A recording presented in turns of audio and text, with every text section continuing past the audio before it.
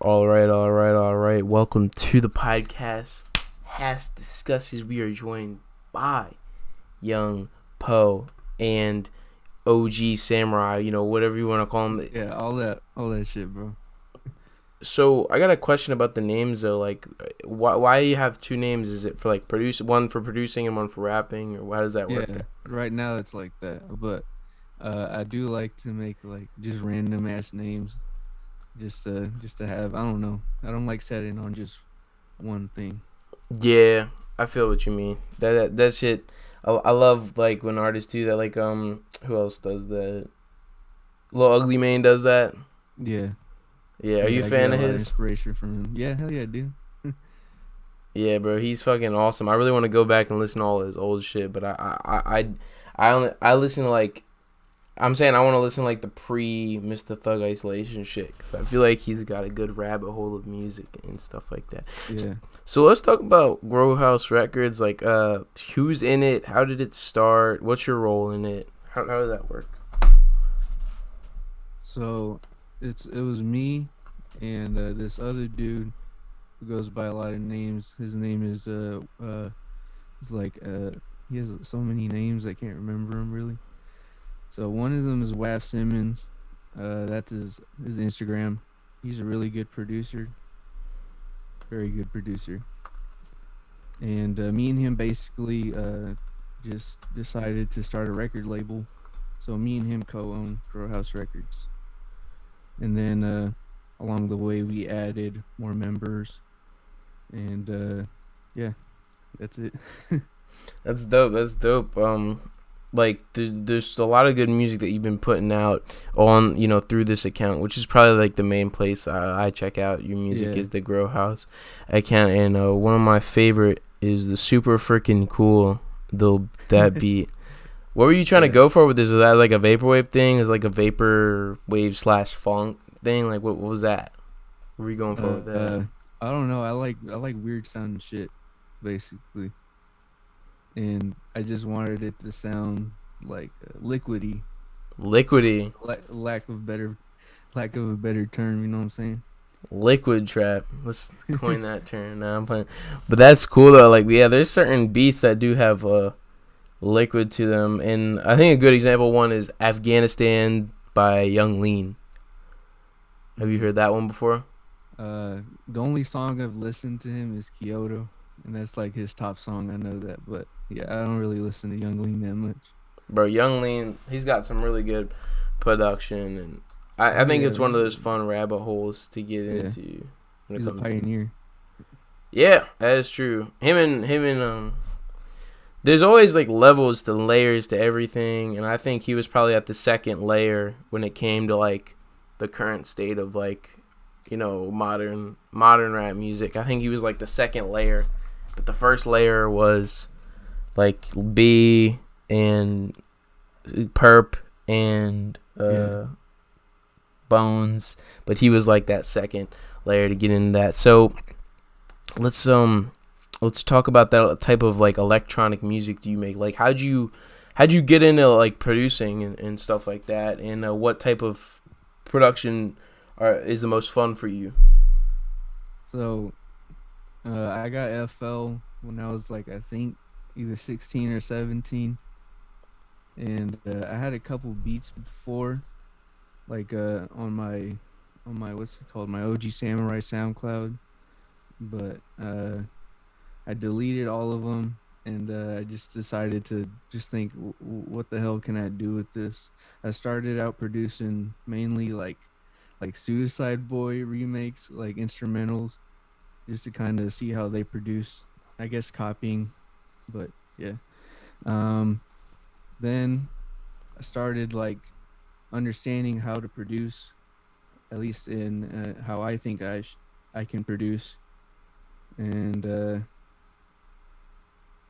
yeah, that's it. And then the electronic music. I don't know. I really like electronic music.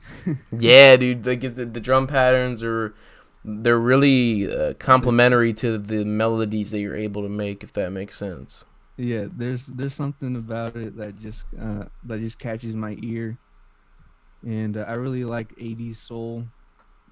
like sampling 80s soul. So I got a keyboard recently, and I just decided, fuck it, I'm gonna learn how to play piano. Was it one of these? Uh, what is that in the Kai? Yeah. Or was it like an actual like 88 Nah, key, or nah, fuck no. it was like a I don't think I have it right now. But it's basically an Arturia mini lab, yeah. and yeah, I learned how to. I guess I know how to play piano now. I don't know. I just really just fucking tap the keys and see what sounds good, and if it sounds good, it sounds good. You know. Yeah, I'd be ranting to people about like music theory and how like unnecessary learning music theory is. I mean, it is necessary, but it isn't. Yeah, like Yeah. I took music theory, but I got like a C in it. You know what I mean? Like I was horrible at it. But like I have I have no music background. I don't know shit about music theory. yeah, but like I'm listening. Yeah, that's good. But who's the one I'm listening to? Right now is fucking Young Poe or all the time. You know what I mean? Or because like it just shows like the amount of shit that we do. People who get good grades in that class probably don't do. Is that what I'm saying? Yeah, yeah, It's like the yeah, ones that get the good grades. They just know how to deal with the most bullshit. You know what I mean? I'm not saying all classes are bullshit, but they know how to deal with certain things that we don't feel like dealing with, and we like put that energy into like shit that's better for ourselves. You know what I mean? yeah, Yeah. yeah. I get you. So you want to speak on your background in video? You told me about what's that background like? So, in high school, I'm like thinking about becoming like a fucking art major or some useless shit like that. Not saying it's useless. It was just a joke. But I seen that my school had audio and video. I was already making like shitty videos as a kid, and I just wanted to do it. Um, I really liked it. I started making my own videos. I started like mixing audio. I don't know, but yeah, and then it just evolved from there. There's more classes after that, and then I became really good at it for some reason. But yeah, that's how I got my background in audio and video. So are you still in high school or? Nah, bro, I'm 21, dude. Oh, where where did that translate to a career in that, or are you doing something else now? uh, well, right now music is more of a hobby, but I know I should pursue it. But right now I'm in actually in college, trying to trying to like work for a career or something, just to have that plan B in case this music shit doesn't work. Yeah, that's what's up. Like, what are you going to school for? Right now I'm going to school for HVAC. It's like heating, ventilation, and air. Oh, snap, bro! You pursuing a trade, dog? That's cool. Yeah, Motherfuckers be sleeping on trades, man. Like nowadays, but now like it's rising. The trades are yeah, dude. That's where the fucking money's at, man. You get paid a shit ton. on God. Yeah, like one of my homies who I do a lot of podcasts with, over in the Northwest Colt. He's gonna be pursuing a truck, a big rig license, like a truck license and stuff like that, Yeah, to do towing and stuff like that. Like I'm saying, like you can do this creative shit, but you also gotta think practical in life and move yeah. forward with whatever you can move forward and I fuck with that. You doing that, but let's talk about the non-music entertainment aspect of like this style, this aesthetic. Like what type of like non-music forms inspire your music? It could be a film, it could be like a show, it could just be art, it could be like comics. Like what would you say inspires your music that's not music? A lot of retro like 8-bit video games. That kind of inspires some of like the electronic music, and I guess listening to a lot of rap when I was young, and just I was never really like fuck, fuck, I lost my train of thought. My bad. That's cool. That's cool. But like, what type of stuff were you listening to when you were young? I was listening to a lot of like DJ Screw, fucking Tupac, classic shit. I really like DJ Screw. DJ Screw inspires a lot of my music. I'm pretty sure you can hear that.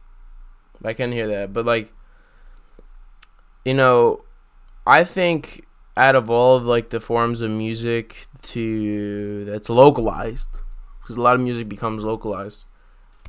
This, the Houston sound of music, it definitely benefits you. The fact that you're from Dallas, right? Yeah. That benefits you, but like I appreciate that shit.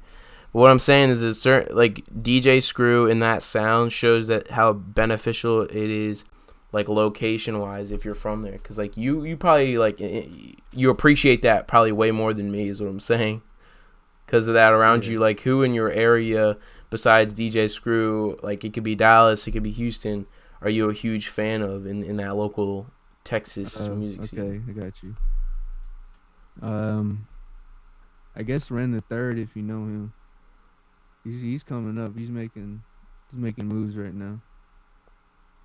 Who's that? Yeah. Ren the Third, he just produced not produced. I'm sorry.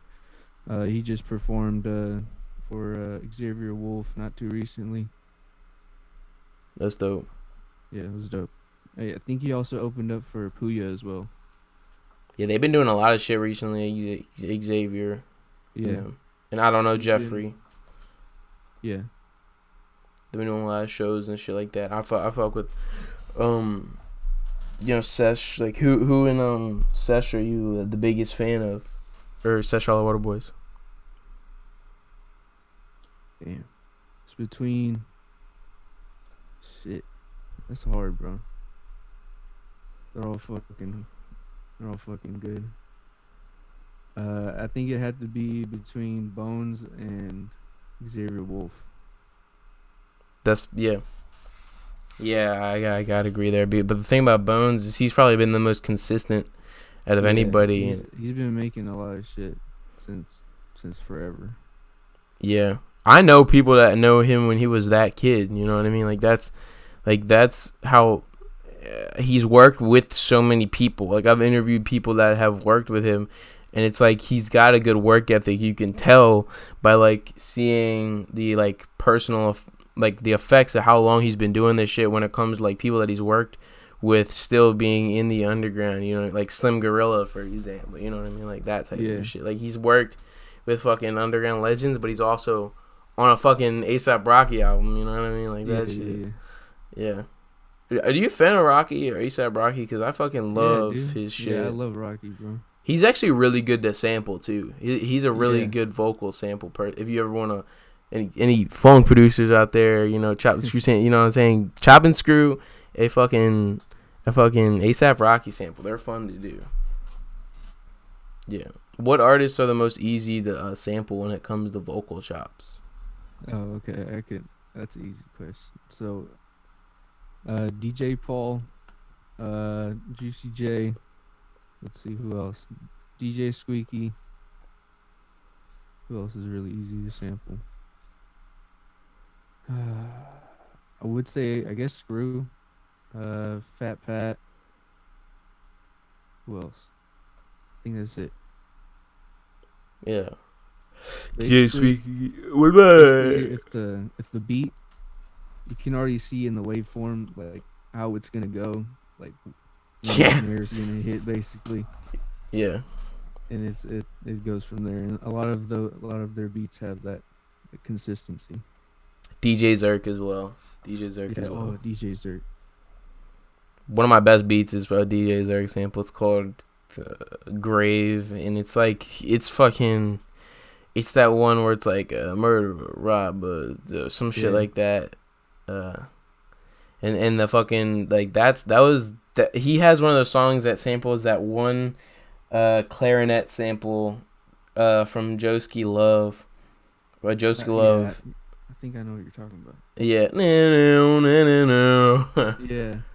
That shit's annoying though. Come on now. Like it's fun to use. Like I've I've used tried it. sampling, but like I can't do it.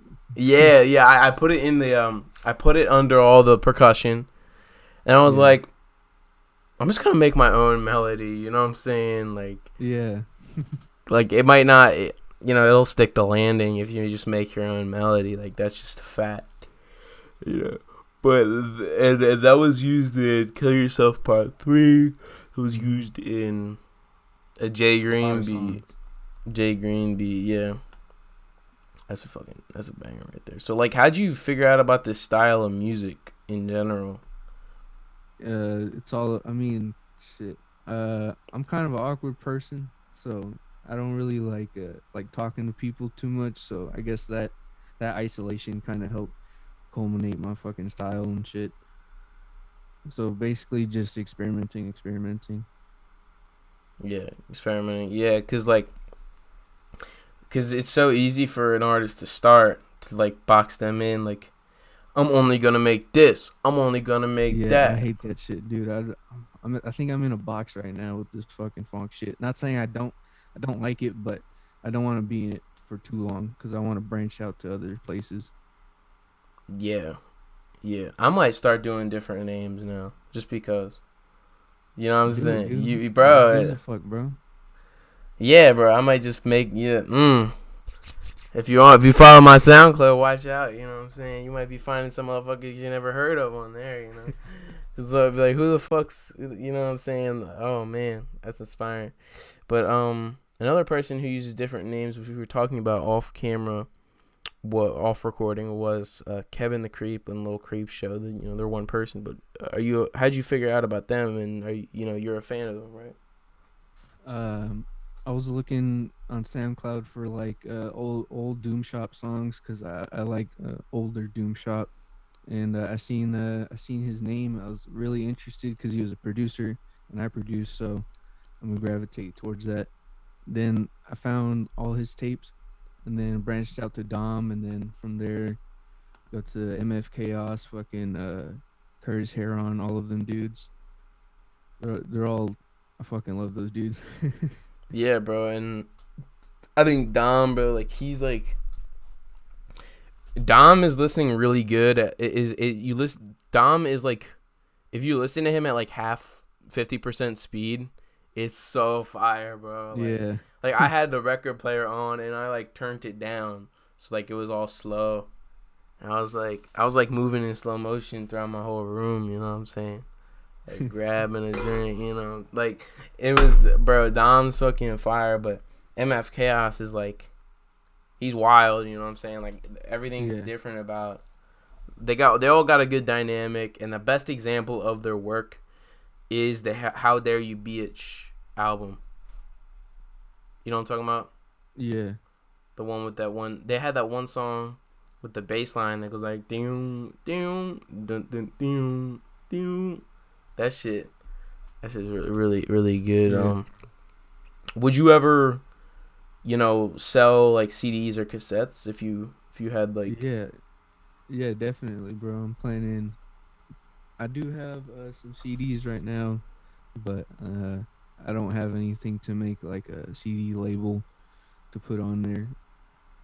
So yeah, but yeah, I will have CDs in the future. That's what's up. That's what's up. I'm excited to see that, and I think your music's very you know, memorable enough for me to buy that. You know what I mean? Like, and I can't say that about a lot of artists, to be honest. You know what I mean? I can't say that about, like, I wouldn't buy a Trippie Redd CD. I'm sorry, just couldn't. Not for me. I don't really, and he's been doing some different shit lately. He's been doing that rage type of stuff, that fucking soul. What do you think of that futuristic soul beats, like that use a lot of saw synths and the hyper pop, if you will? What do you think about all that new stuff? Um, I it's not my cup of tea, but uh, shit, whatever he can do with that fucking beat, he can do it. I guess. Yeah, I think, yeah, even though he's been doing some different shit, he's able to float on top of those beats.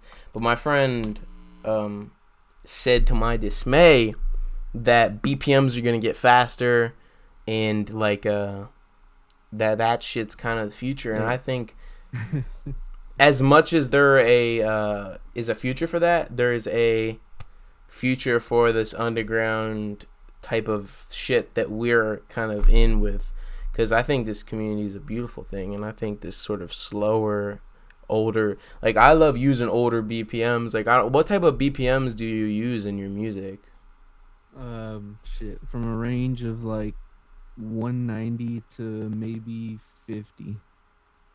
Yeah, like I'm saying though, like it definitely works just as much as doing the higher BPMs, but almost a bit more to use the slower BPMs. Yeah. Usually when I'm producing for more older tracks, I do go to the lower BPMs to get that sound.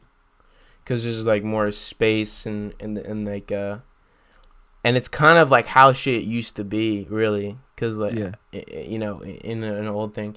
But what I would want to do one day though, I do want to fucking buy one of those like giant synths, you know, like one of those like that's the size of my desk. Oh yeah, bro. What I really want is a Juno. What's that? Roland Juno. What's It's a synthesizer basically that's made by Roland.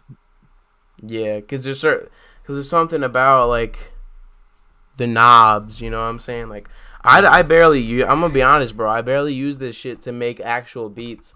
I use the fucking, you know, you drag and drop the chord on top. Yeah. You make it because it's just easier. Like let's like, but I eventually want to like do it Mac DeMarco style and just like boom, boom. Even Tyler the Creator be doing that. Well, I mean, because he has the money and time for that shit.